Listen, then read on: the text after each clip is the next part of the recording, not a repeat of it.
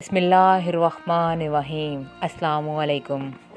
ایران کا بادشاہ بہت دنوں سے پریشان تھا۔ یوں تو ہر طرف خوشحالی کا دور تھا، لیکن بادشاہ کی پریشانی کی وجہ اس کی اکلوتی بیٹی ثنا تھی۔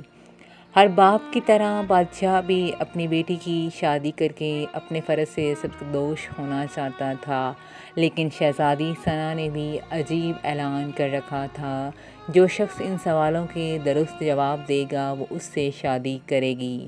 آس پاس کی ریاستوں کے کئی شہزادے آئے مگر ناکام لوٹ گئے۔ اس ملک میں نوجوان طالب علم بھی رہتا تھا، اس کا نام اعظم تھا۔ اس نے اپنے والد سے کہا کہ وہ بھی اپنی قسمت آزمانا چاہتا ہے۔ اعظم کے والد استاد سے اور کئی سالوں سے لوگوں میں علم کی روشنی بانٹ رہے تھے۔ ملک فارس کا وزیر اعظم، بڑے بڑے درباری اور شہر کا قاضی بھی اس کا شاگرد تھا۔ باپ نے بیٹے کی خواہش دیکھی تو بولے، بیٹا اگر تو نہ کام لوٹا تو تیرا کچھ نہیں جائے گا۔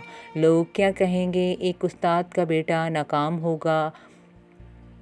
اعظم اپنے باپ سے کہنے لگا، بابا بڑے بڑے شہزادے لوٹ گئے، اگر میں بھی ناکام ہو گیا تو کیا ہوا، یہ تو مقابلہ ہے، جو بھی جیت لے، اور شاید وہ خوش نصیب میں ہی ہوں۔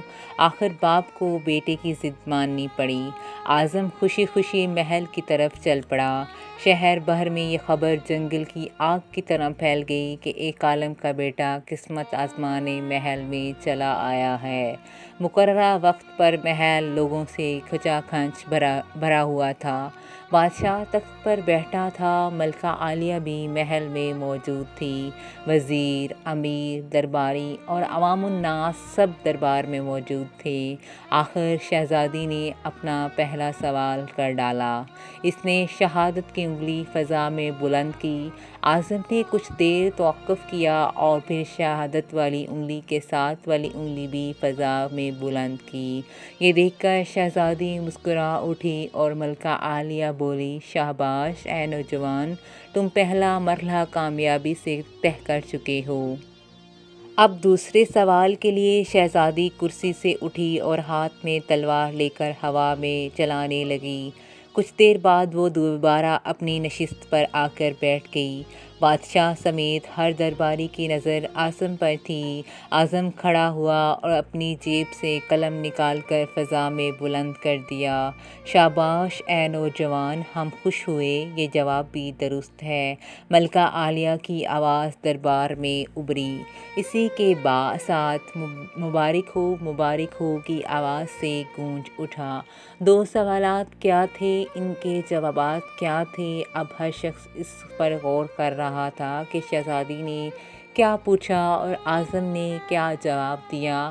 لوگوں کے لیے یہ ایک راز تھا۔ آخر شہزادی نے تیسرا سوال کر ڈالا۔ وہ تیزی سے سیڑھیاں اتری اور تیزی سے سیڑھیاں چڑھ کر دوبارہ اپنی نشست پر بیٹھ گئی۔ یہ بڑا عجیب و غریب سوال تھا۔ ہر طرف خاموشی تھی، لوگوں کی سانسیں رکی ہوئی تھیں۔ اب تو اعظم کے ہاتھ میں پاؤں بھی ٹھنڈے ہو رہے تھے۔ آخر اعظم کھڑا ہوا اور اپنے دل پر ہاتھ رکھ کر شہزادی کی طرف دیکھنے لگا۔ مرحبا مرحبا اے نوجوان، مبارک ہو، شہزادی نے تمہیں پسند کر لیا ہے۔ ملکہ عالیہ کی آواز کے ساتھ ہی شہزادی ثنا شرما کر محل کے اندرونی حصے میں چلی گئی اور محل مبارکباد کی آواز سے گونج اٹھا۔ لوگ خوشی سے جھوم رہے تھے اور دل ہی دل میں اللہ کا شکر ادا کر رہے تھے کہ جس نے اسے یہ اعزاز بخشا تھا۔ بادشاہ نے اعظم سے پوچھا، اے نوجوان، ملکہ عالیہ کو تم نے مطمئن کر دیا ہے، اب یہ بتا کہ تم سے کیا پوچھا گیا تھا اور تم نے کیا جواب دیا؟ اگر تم نے ایک بھی غلط جواب دیا تو میں تمہاری گردن مار دی جائے گی۔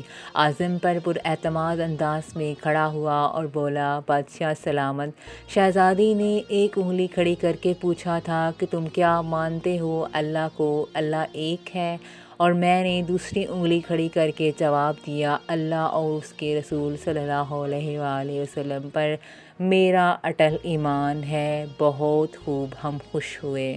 बादशाह ने मुस्कुराकर कहा। आज़िम बोला। इसके बाद शहज़ादी ने तलवार चलाकर पूछा कि इससे बड़ा कोई हथियार है? मैंने जवाब दिया, हाँ, कलम का और तलवार के वार से ज़्यादा कारीगर होता है। माशाअल्लाह नौजवान, तुमने हमारा दिल जीत लिया। तुमने साबित कर दिया कि जाहो जलाल, दौलत व हशमत के इल्म के सामने कोई हैसियत नहीं। लेकिन तीसरा जवाब? बादशाह ने हौसला अफजाई करते हुए पूछा। आज़म ने आसमान की तरफ देखा और कहने लगा, बादशाह। शहज़ादी दरबार की सीढ़ियाँ उतरी और चढ़ी, कुर्सी पर ठग कर बैठ गई। उन्होंने पूछा कि मैं थक चुकी हूँ, लेकिन मेरे जिस्म की एक चीज़ नहीं थकी। मैंने जवाब दिया, दिल। ये पैदाइश से लेकर मौत तक बग़ैर थके धड़कता रहता है। बादशाह ने आज़म को पास बुलाकर गले से लगा लिया और कहा, ऐ लोगों, गवाह रहना, हमने हकदार का हक अदा कर दिया है। मेरी बेटी ऐसे शख्स की बीवी बन रही है जिसके पास इल्म की दौलत है और जिसे कोई नहीं चुरा सकता और न कम कर सकता है। बादशाह ने उसी वक़्त खुशी खुशी आज़म और शहज़ादी सना की शादी तय कर दी।